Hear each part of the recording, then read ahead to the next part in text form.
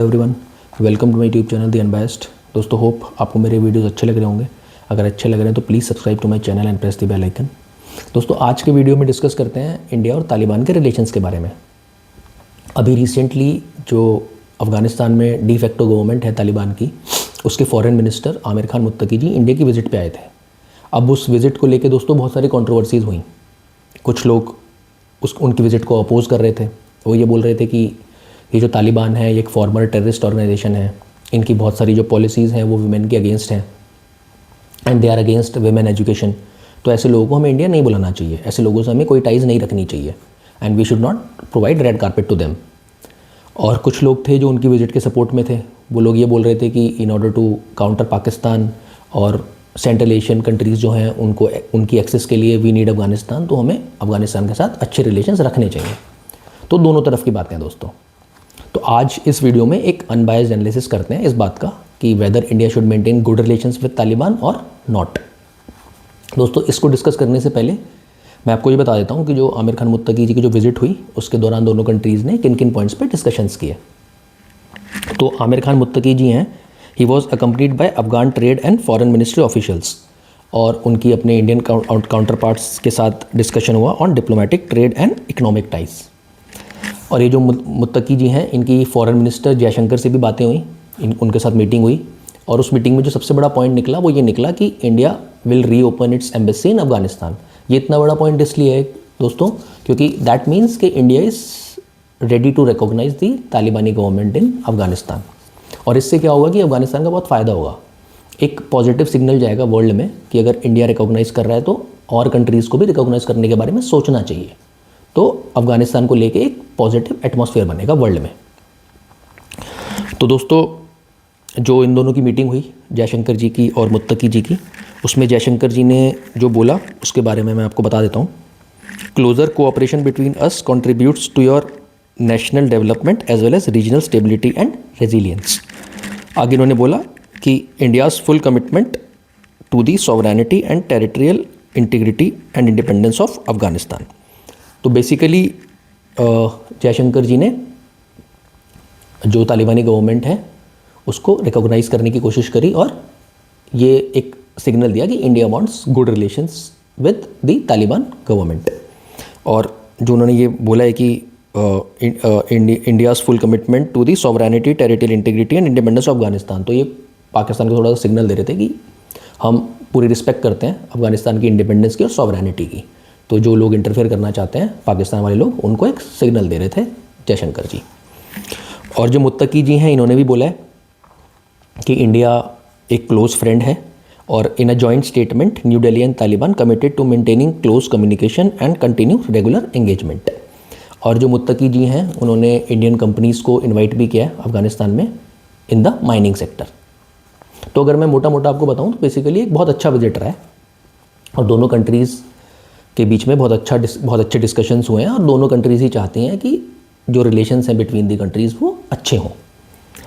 अब दोस्तों, ये तो बात हो गई मुत्तकी जी की विज़िट की और किन किन पॉइंट्स पे डिस्कशंस हुए। अब बात करते हैं कि whether India should maintain good relations with Afghanistan और नॉट। दोस्तों, अगर पास्ट में जाएं तो India has always viewed Taliban as a proxy for Pakistani intelligence agencies, और ये है भी।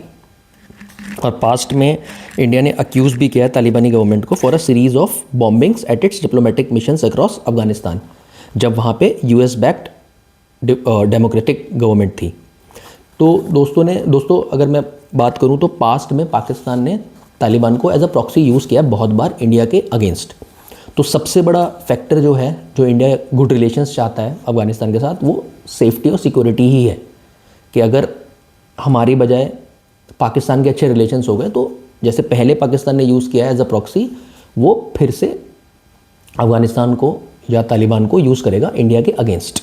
तो अगर हमारे अच्छे रिलेशंस होंगे तो वो नहीं कर पाएगा ये चीज़। और जो मुत्तकी जी ने बोला भी है कि we will make sure that Afghanistan will not be used against India, ये उन्होंने बोला भी है अपने विज़िट के दौरान।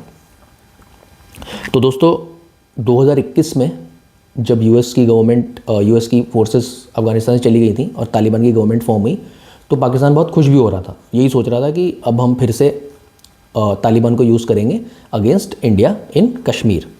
तो सबसे बड़ा पॉइंट जो है, जो इंडिया रीच आउट कर रहा है अफगानिस्तान को, वो यही है, अपनी सेफ्टी के लिए और अपनी सिक्योरिटी के लिए, कि कोई उसको हमारे अगेंस्ट यूज़ ना करे। दूसरा पॉइंट है दोस्तों, अभी क्या हो रहा है, अभी अफ़गानिस्तान के और पाकिस्तान के जो रिलेशंस हैं वो इतने अच्छे नहीं रह गए हैं। अभी उनके बॉर्डर पे क्लैशेस भी हुए थे। तो in order to counter Pakistan we need Afghanistan. एक और जो वॉर फ्रंट है वो पाकिस्तान का खुल जाएगा अगर उनके रिलेशंस अच्छे नहीं रहते अफ़गानिस्तान के साथ। तो इससे हम क्या कर सकते हैं, वी कैन काउंटर पाकिस्तान। हमें तो फ़ायदा होगा इस चीज़ का। जैसा बोला जाता है कि दुश्मन का दुश्मन दोस्त होता है, तो वही वाली बात है। अब दोस्तों तीसरा पॉइंट ये है कि if we need access to central Asia, वहाँ पे अगर हम चाइना का और पाकिस्तान का जो इन्फ्लुएंस है उसको काउंटर करना चाहते हैं, तो उसके लिए भी हमको अफ़गानिस्तान की ज़रूरत है। अगर मान लो जैसे मुत्तकी जी ने हमारी कंपनीज़ को इनवाइट किया माइनिंग के लिए, तो चाइना भी वहाँ पे, वो चाइना को भी इनवाइट कर सकते हैं, चाइना भी वहाँ पे जाके बैठ सकता है। तो उससे फिर वही चीज़ होगी कि पाकिस्तान, चाइना और अफ़गानिस्तान मिल जाएंगे, फिर से अफ़गानिस्तान को यूज़ करेंगे हमारे खिलाफ एज अ प्रॉक्सी, और जो हमारी सेंट्रल एशियन कंट्रीज़ का जो एक्सेस है वो भी रोक देंगे। तो बेसिकली दोस्तों यही पॉइंट्स थे जिसकी वजह से इंडिया रीच आउट कर रहा है अफ़गानिस्तान को, और वो चाहता है कि अच्छे रिलेशंस हों विद अफ़गानिस्तान। ये हो गई पॉजिटिव चीज़ की बात।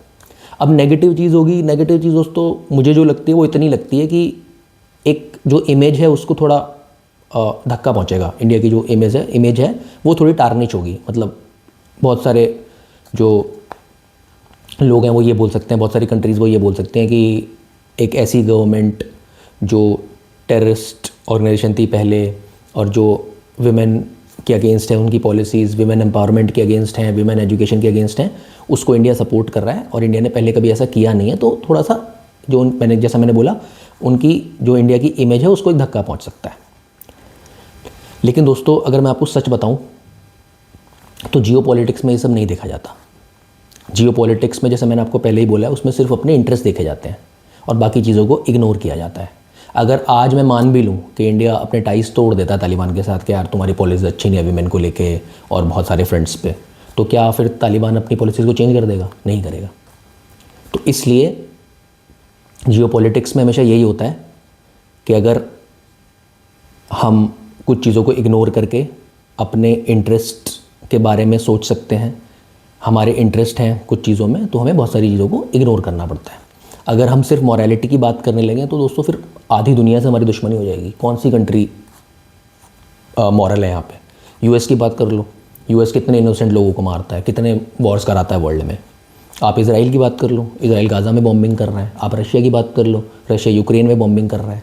आप चाइना की बात कर लो, चाइना वीगर मुस्लिम्स के साथ क्या कर रहा है। तो वही बोल रहा हूँ, अगर हम सिर्फ मॉरलिटी पे जाएंगे तो आधी दुनिया हमारी दुश्मन बन जाएगी।